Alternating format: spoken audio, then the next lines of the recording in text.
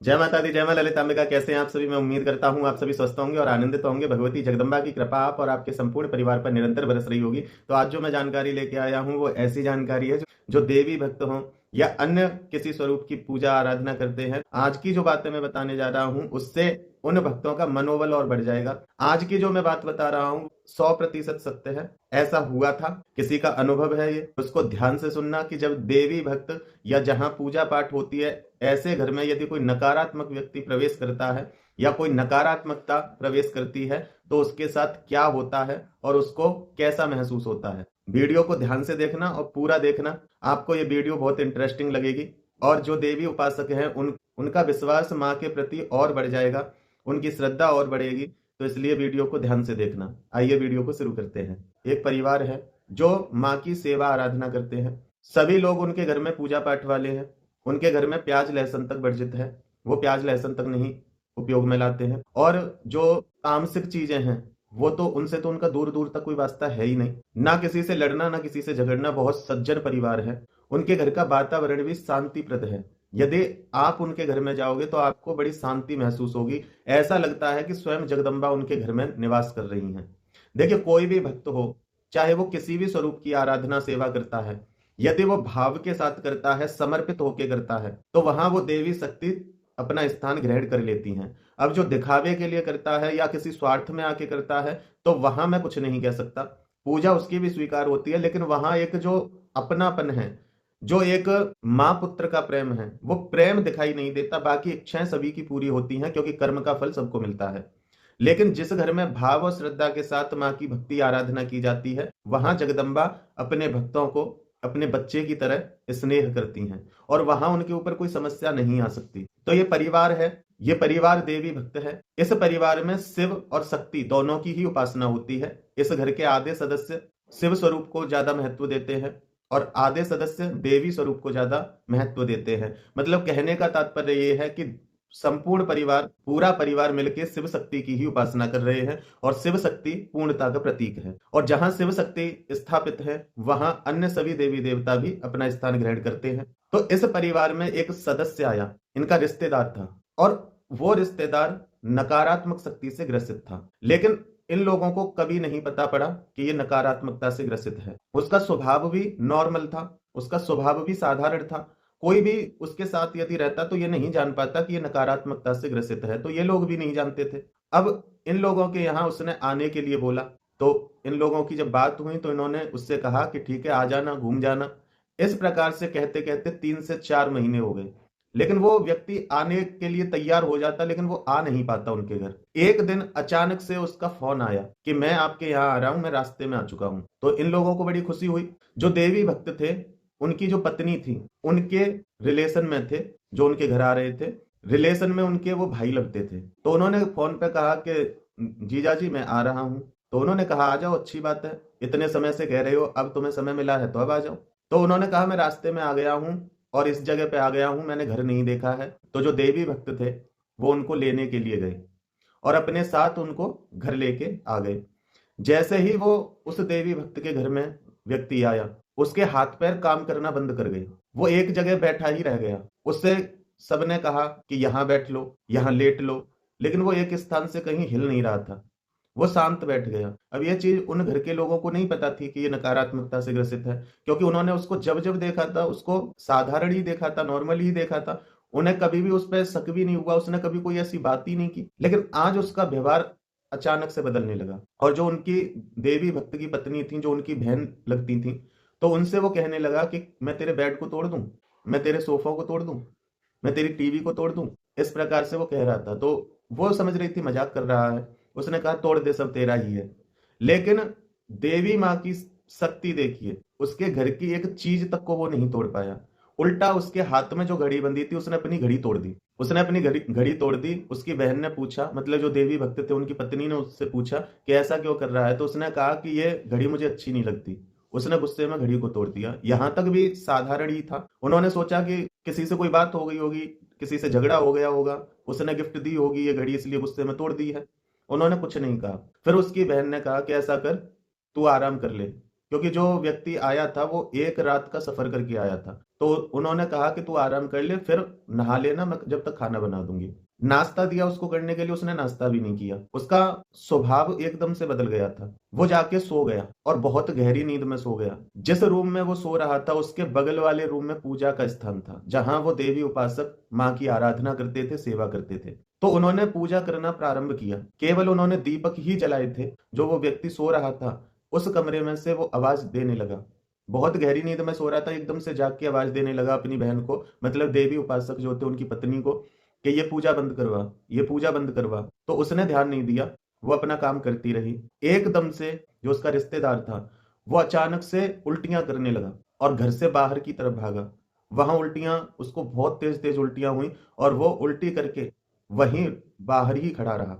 अपनी बहन से बोला, जिसके पास वो आया था, उससे बोला, मैं तुझसे जब से कह रहा था ये पूजा बंद करवा, ये पूजा बंद करवा, तू मानी नहीं।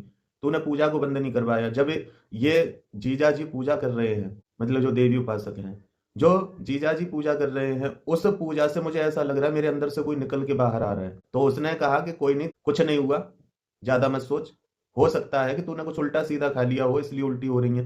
कि नहीं, मुझे ऐसा लग रहा है किसी ने मुंह के माध्यम से हाथ डालकर किसी को बाहर खींचा है। मैं बहुत गहरी नींद में था और गहरी नींद में होने के बाद भी मुझे ऐसा महसूस हो रहा था कि कोई मुझे मार रहा है, कोई पीट रहा है। बस छम छम की आवाज आ रही थी और इससे ज्यादा मुझे कुछ नहीं पता। तो मैं ये पूजा नहीं करनी चाहिए थी। अब देखिए, जहां आप खुद सोचिए, एक व्यक्ति तो पूजा को मना नहीं कर सकता। उसने गुस्से में कहा कि तुम्हें ये पूजा नहीं करनी चाहिए थी, तुमने ये पूजा गलत की। अब मैं यहाँ नहीं रुक पाऊंगा, अब मैं यहाँ किसी भी हालत में नहीं रह पाऊंगा, मैं अपने घर जा रहा हूँ। अब सोचिए, ना उससे किसी ने कुछ कहा, ना सुना, उसका सब सम्मान कर रहे हैं और वो एकदम से बोला अब मैं जा रहा हूँ। केवल ये जो खेल है उसके साथ 1 घंटे के अंदर अंदर हुआ है। जो व्यक्ति 2-4 दिन रहने के लिए आया था वो 1 घंटे में ही बोला मैं यहाँ नहीं रह पाऊंगा, मुझे यहाँ से जाना है। तो जो देवी उपासक थे उनकी पत्नी ने आके कहा ये क्या करवा दिया तुमने? तो उन्होंने कहा मैंने क्या किया, मैं तो पूजा कर रहा हूँ।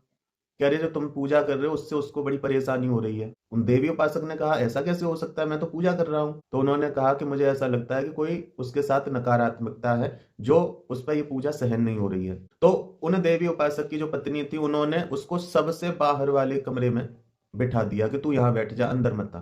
वहां पे जब वो बैठा, आप यकीन नहीं मानोगे, वो ध्यान करने लगा और उंगलियों पे कुछ गिनने लगा। ये देख के देवी उपासक की जो पत्नी थी वो विचलित हो गई और उन्होंने आके उन देवी भक्त से कहा कि आपको पता है वो क्या कर रहा है?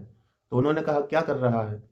कि चलो मेरे साथ देखो। तो देवी उपासक ने जाके देखा तो वो ध्यान कर रहा था, जैसे भगवान से बैठते हैं यूं करके, वैसे वो ध्यान कर रहा था और उंगलियों पे कुछ गिन रहा था, कुछ बड़बड़ा रहा था। तो देवी उपासक जो थे वो थोड़े से डर गए, क्योंकि वो इन चीजों को नहीं मानते। वो केवल अपनी भक्ति करते हैं और ना उन्हें कुछ इस बारे में आता है कि यदि ऐसी स्थिति हो तो क्या करना चाहिए, क्या नहीं करना चाहिए, ये उन्हें नहीं पता। वो केवल माँ के भरोसे रहते हैं। तो वो अपने मंदिर के पास आए और उन्होंने भगवती से प्रार्थना की कि हे माँ, जो भी है आप संभाल लेना।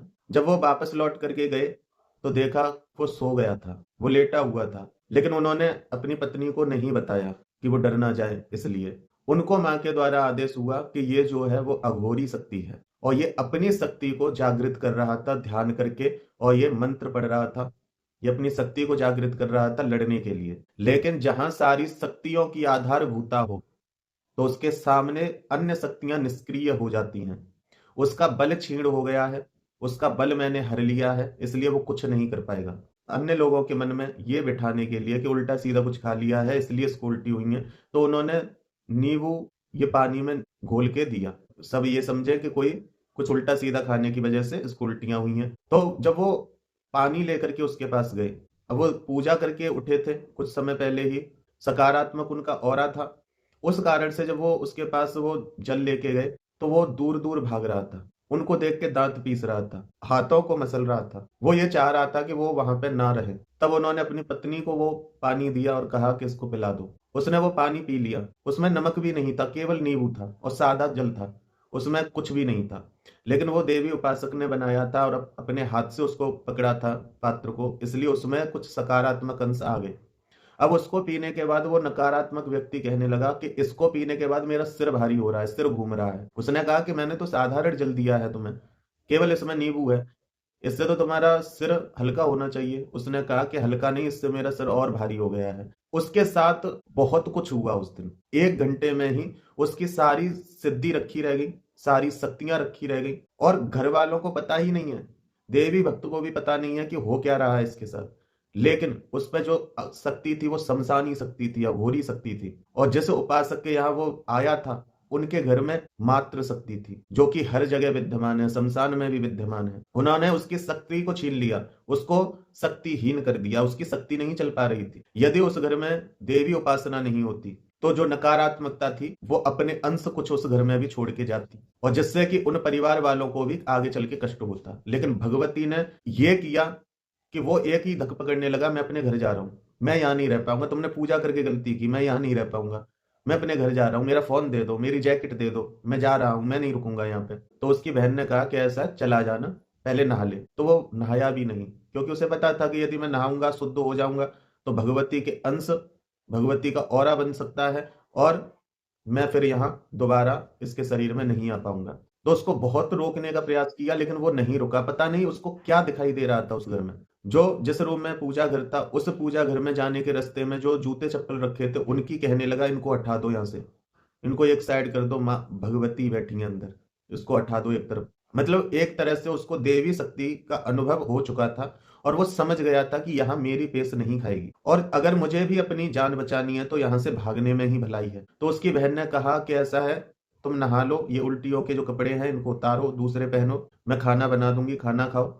वो नहीं माना और उसने समझ लिया कि यहां से मैं ऐसे नहीं निकल पाऊंगा। तो उसने झूठ का सहारा लिया और उसने कहा, मैं अभी आ रहा हूं, यहाँ दुकान तक जाना है। और इतना बोल करके वो चला गया और वो फिर लौट के दोबारा नहीं आया। जब वो अपने घर पहुंचने वाला था तब उसने अपने बहन को फोन करके बताया कि मैं घर पहुंचने वाला हूं। तो ये हुआ एक देवी भक्त के यहाँ नकारात्मक व्यक्ति का। क्योंकि देखिए, जब हमारे घर कोई आता है और हमारे घर में पूजा पाठ नियम से हो रही है, चाहे एक दीपक ही नियम से क्यों नहीं जल रहा है, तो वहां शक्ति उपस्थित हो जाती हैं और वो आपके घर को प्रोटेक्ट करती हैं, आपके परिवार की रक्षा करती हैं, आपकी रक्षा करती हैं। और यदि कोई नकारात्मकता या कोई नकारात्मक व्यक्ति वहां आता है तो उसके अंशों समेत उसको बाहर करती हैं। कभी कभी आपने महसूस किया हो, आपके घर में कोई आया, उसके जाने के बाद कुछ दिन तक आपका पूजा करने का ही मन नहीं करेगा, या आपको आपके घर में लड़ाई झगड़े होने लग जाएंगे।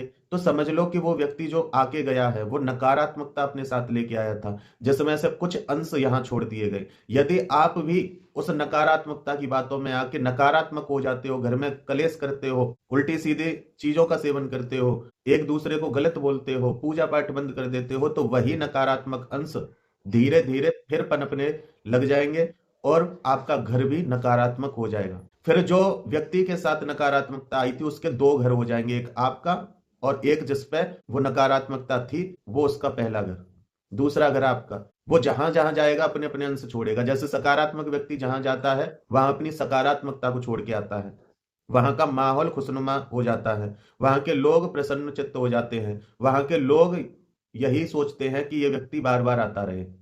तो उसी प्रकार से जब नकारात्मक व्यक्ति कहीं आता जाता है तो वो अपने नकारात्मक अंशों को छोड़ देता है, जिस कारण से आपके घर में भी नकारात्मकता पनपने लगती है। लेकिन वहीं आपने भक्ति नहीं छोड़ी, आपने जो बदलाव हो रहा है आपके घर में उसको आपने समझा, तो आपके वो नकारात्मकता अंश जो छोड़ के गया है वो टिक नहीं पाएंगे, 1-2 दिन में ही घर से बाहर हो जाएंगे। इसलिए रोज घर में कपूर जलाओ। कपूर ऊर्जाओं को शुद्ध करता है। यदि किसी के नकारात्मक अंश भी होंगे तो वो भी शुद्ध होते हैं। नेगेटिविटी को रिमूव करता है कपूर। रोज चाहे गेहूं के दाने के बराबर ही कपूर जलाओ, लेकिन सुबह शाम कपूर जरूर जलाओ।